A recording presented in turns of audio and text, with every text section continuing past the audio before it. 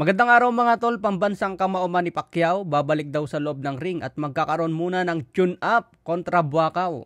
So panoorin po natin yung interview niya sa 210 Boxing TV. Retired life seeing you, and can we ever see you back in the ring? Coming back. You are coming back? Yes. You got an opponent, Manny? I have a exhibition fight for tune-up or recovery. Ano kaya ibig sabihin ni Pacman dyan mga tol? Tune-up nga lang ba si Buakaw ng Thailand bago lumaban sa isang matindi? Pwede siya makipag-rematch kay Ugas, pwede rin makipag-rematch kay Kit Turman, o kaya pwede lumaban kay Terence Bud Crawford. Pero ang pinakamaganda dyan mga tol, itong si Terence Bud Crawford. Marami kasing nagsasabi na hindi na dapat lalaban si Pacman, mahina na, matanda na. Magugulpi lang kay Terence Bud Crawford. Pero wala tayong magagawa mga tol, yun ang real talk eh. Si Pacman pa rin ang nakakalam dyan kung kaya niya talaga. Siyempre magte-training naman yan si Pacman, kompleto yan ng conditioning coach. Andun na tayo sa masasaktan mga tol eh. Kahit sino ang kalabanin ni Pacman dito, masasaktan talaga. Pero yung value ng opponent mga tol, Terence Bud Crawford talaga ang numero 1. Masasaktan ka na rin lang eh, di doon ka na sa pinaka-the best. Kahit matalo ka, masaktan ka pa, basta isang Terence Crawford ang kalaban, okay na.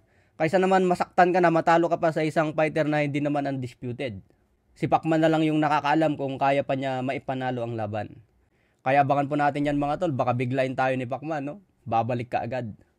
Pero dapat rematch na lang kay Floyd Mayweather, no? Yun talaga yung pinakamaganda eh. Rematch. Sana naman Floyd Mayweather, pumayag ka na sa rematch. Pagbigyan mo naman kaming mga fans. Sa ibang balita naman mga tol, punta tayo sa laban ni Vincent Astrolabio. May laban po siya ngayong August 26, laban sa isang Thai boxer. Kalaban niya dito si Nawafon Kaikana, isang veterano. Natalo na rin dati si Kaikana kay Jason Moloney via unanimous. Natalo rin si Astrolabio kay Jason Moloney. So ngayon, maglalaban itong dalawa para sa WBC title eliminator. Kung sino ang panalo dyan, makakalaban naman ni Alejandro Santiago, yung tumalo kay Nonito The Flash Donaire. So isang magandang comeback fight nga po ito para kay Vincent Astrolabio. Kahit natalo siya sa WBA World title fight kay Moloney, may pagkakataon naman siya ngayon na makabalik ulit para lumaban sa champion. Ginagawa na lahat ni Sean Gibbons ng paraan. Sinusubo na sa mga boxer yung magandang laban. Ang kailangan gawin na lang ng mga boxer ngayon mga tol, kailangan maipanalo. Para sunod-sunod na yung tagumpay na darating sa buhay. Tignan nyo si Marlon Tapales, di ba? Nanalo siya kay Murodjon Akhmadaliev. O ngayon, talagang milyones na po. Mababa yung 10 million, nakikitain niya kay Naoya Inoue.